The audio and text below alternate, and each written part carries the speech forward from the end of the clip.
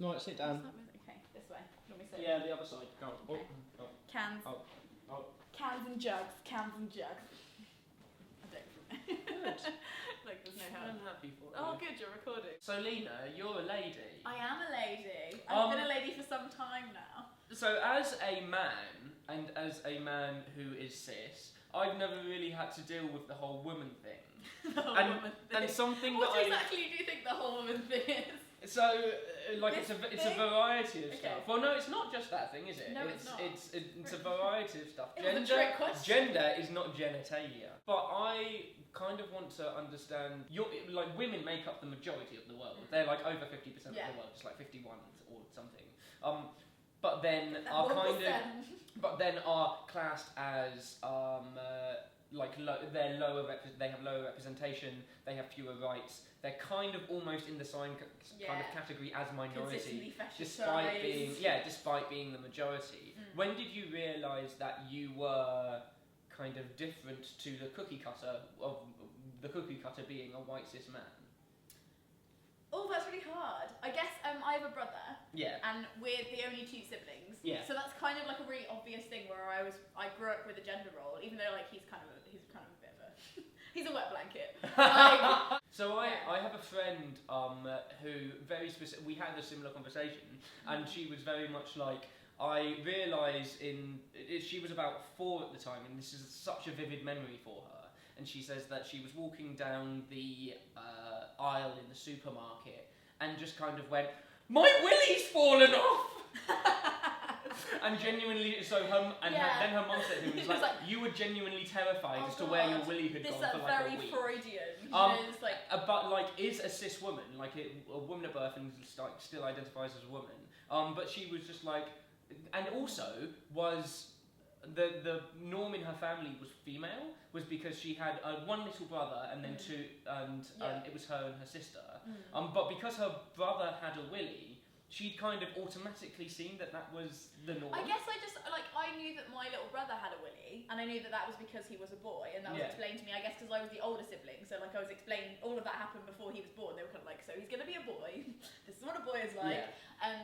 But I think we saw a willy as like an add-on. I was like, oh, they have something extra. You know, it wasn't something that I was missing. It was like, oh, fun novelty. When do you start to be aware of like the fact that your experience was different to, for example, your brother's?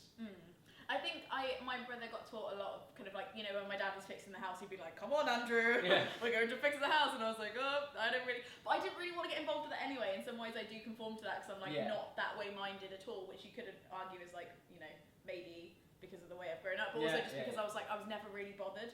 So in some ways, I think Andrew probably wasn't bothered either. He wasn't really bothered. Connect.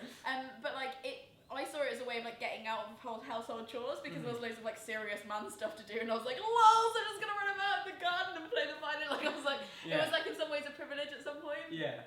And I think also because I was a girl, if I was older and I was bullying my brother, I didn't get in as much trouble as I would have done if I was a boy. Because they're just like, "Oh, she can't hurt you." I'm like, "Yes, I can." And then I remember in primary school realising that I wanted to play football and there was no girls' team, so me and my friends like started a girls' team in like year 4 or something. But, oh my god, that's I don't even like football anymore. But like at the time, I think it was more of like a political statement. I don't think I really even liked football, but it was the point. You were doing politics at like 8. Yeah, the point was like, what? There's no football team for girls. Have you ever just had enough? Because something that I realised, in my male privileged ignorance, I was not aware that street harassment happened like every day. And I think that most men just don't know that. We know that it's a thing, and we know that it sucks that women get catcalled and stuff. But I had no idea that it happened all the fucking time. But I don't even think to comment on it anymore. I didn't come in here and be like, "Oh, Jazz, I guess what happened to me on the street," because it's so normal that I'm like, "No, it didn't happen." But like, that's part of the problem is because you guys are the problem. Like girls just kind of have to deal with it, and if you think about it all the time, then you're probably just gonna like be incredibly depressed. And so we don't hear about it, and so we think that it's just builders. Yeah, it's like no, it's just like everybody. It does depend. It's hard because it is wrapped, and I've been a lot more tolerant of it since I started learning more about other cultures, because I know it is sometimes wrapped in culture. So I think that especially in pockets of London, it is a lot worse than it is at other parts, and I hate to say that, but it is, and it's because of cultural kind of teachings as well. So Hazel Hayes, also known as Chewing Sand, also known as the person behind Unnecessary Otter, also known as that Irish lady. There's loads of people to know her as. Yeah. I mean, she's like really nuanced as a human being. I saw in one of her. Shut up. Sorry, I'm not happy. It's the woman thing. You're still doing it. It's my woman thing. You're still doing I know. She talked about dealing in one of her tipsy talks. She talked about dealing with harassment, and this guy, like, she was walking towards this guy, and he kind of went oi oi, and then she turned around and went, yes, hello. I've seen a video on that. Yeah. Like, yes, what would you like? Can I help you? Can I help? It's like, have a nice day. Thanks, you too. And then just left. How do you deal with it? Because I've only recently started kind of being really aware of street harassment, because being in a same-sex relationship and like publicly affectionate on the street, and we get harassed like quite a lot, which is also a thing that happens, by the way, straight people.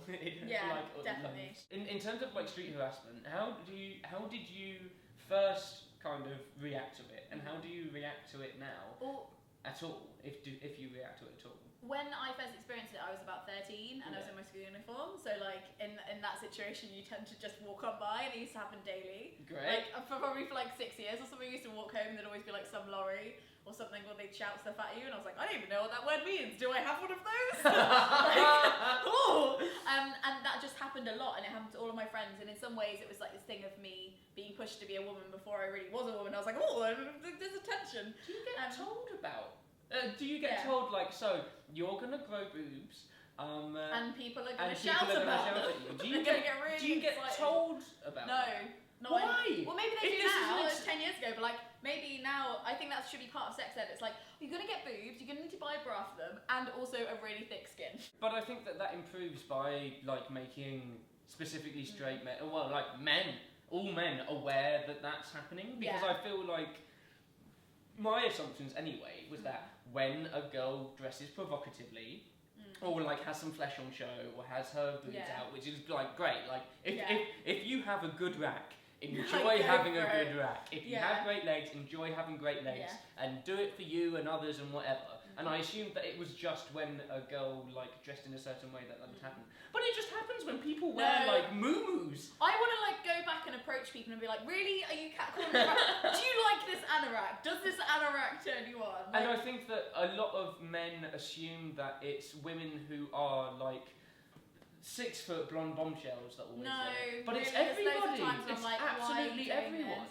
But it's a power thing. It's a surveillance. It's like, I'm watching you. Remember, you're being watched. Like, it's not even like they don't. No, but the guys who are doing that aren't doing it in terms of like the overarching idea of this woman needs to be brought down a peg or two. Yeah. It's just kind of like part of that culture, and the more that they find out that their sisters, their daughters, and their wives are all going through that on a daily basis, it's like they don't, the less that they will do it. Yeah, it's not like they don't interact with females in general, so they must know. Everyone's come out of a vagina. I went through a period of going into the office, and in the mornings, if I'd been harassed that day on the way to work, I'd like say. But I also felt like it happened so often that I felt like I was kind of complaining. After a while, it became this thing like, oh, somebody just went like. And also, there's a sound that really annoys me. I get more of the sound. I get the all the time. Like, that's the one I get the most. Sounds like a mouse. Yeah, exactly. Not so mouse, more lion. But like, you can't go back and be like, what did you say to me? Because they didn't actually say anything. And like, I've gone back and been like, sorry, what? And they're like, what? I remember when it was, I think it was one of Lex's videos that made me kind of realise, or maybe even Hayley Hoover's videos, where I was like, oh fuck, this happens like all of the time, doesn't it? This is ridiculous that you have to go through this all of the fucking time. And I just see like, it's like, injustice! And I want to do something about it, but then there's nothing that I can do other than be like, hey, straight brother. Yeah.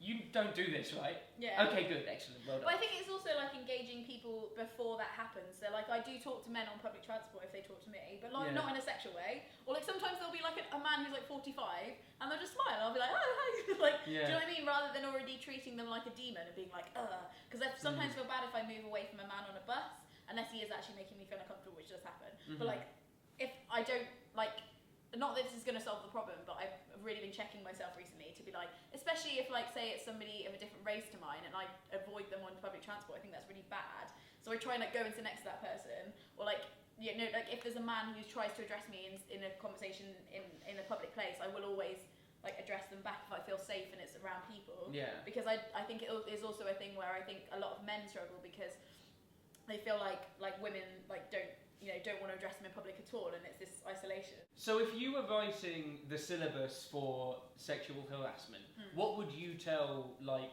12, 13, 14-year-old girls who are being told you're going to grow breasts, you're going to have legs, and men are going to talk, like, say stuff to you about it. It's hard because I never want to put people in danger. So like my reaction I've kicked people before. Like he was like following me, so I just kicked him. Yeah. And I felt safe in doing that, and I was just like, but also because like, you know, white privilege, I'm like a young girl on the street, there's loads of people around, like what's he gonna do? So I just kicked him and he looked really scared and then walked up and I was like, well, fuck. Like, you know, and I do shout at people or like I'll swear back at them, but like I haven't always felt safe to do that, and I wouldn't advise anybody doing that because I don't know what specific situation they've been in when they took my advice on it. So I never want to be like, talk back at them, like say something back. Like, so it's hard to do that and it's not really your responsibility. Would you encourage a young woman to talk about it with the people in her life? Yeah, definitely. And like just report. No, don't report, like, you know, report it if it's really, really bad. Yeah. But just report it to your friends. Like there is a certain amount of like, and if it's made you feel shit about your body, particularly talk about it. Yeah. Especially like male friends as well, because they are going to know people who like who will do this shitty stuff on the street, especially teenage boys, because teenage boys are dicks. Trust me, I know, I was one. And like I feel like just making people aware that it's every single woman has experienced that in one way, shape or form. And I also think that I really notice the difference if I go out like for a drink with a male friend or a female friend, because we never get left alone if it's a female friend. And I have a really peaceful night sometimes with male friends. And I'm like, oh yeah, that's really great. And I feel like I have a better night with them. And then I'm like, no, it wasn't that. It was because we got harassed. And I think like it's just not putting up with other people inserting themselves into your conversations, because I think it's also a thing that men do all the time. And then they're like, oh no, I didn't do anything bad. And I'm like, no, I just told you to leave us alone and they didn't. So and I'll just like be really loud about it and embarrass them. So I'll be like, could you leave us alone please? I don't want to talk to you anymore, like really loudly in a bar.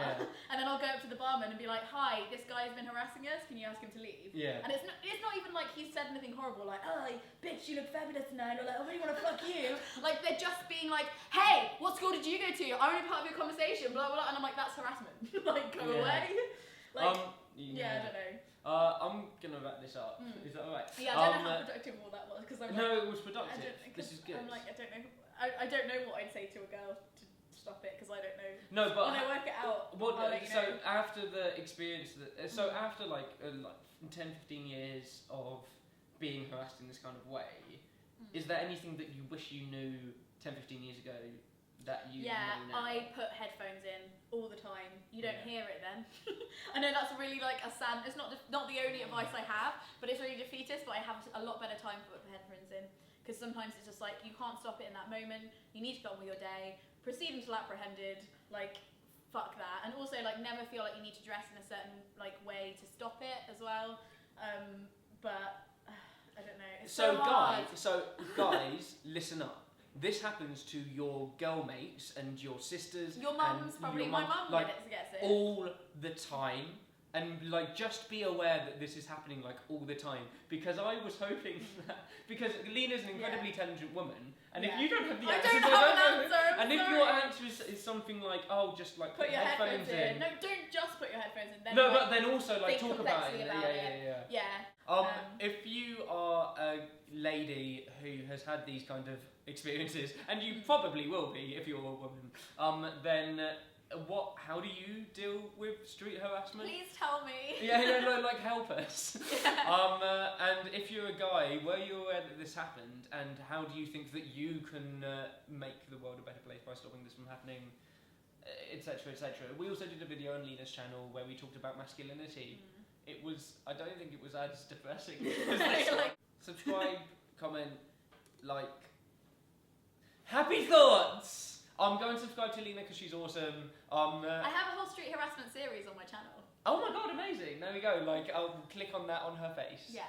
Like, it'll be great. And I'll see you guys later. We say toodaloo. Toodaloo! Oh no, actually, we say this. I have been Rhyming with Oranges. I have been JustKissMyFrog. Sounds like I'm gonna die. Toodaloo! Toodaloo!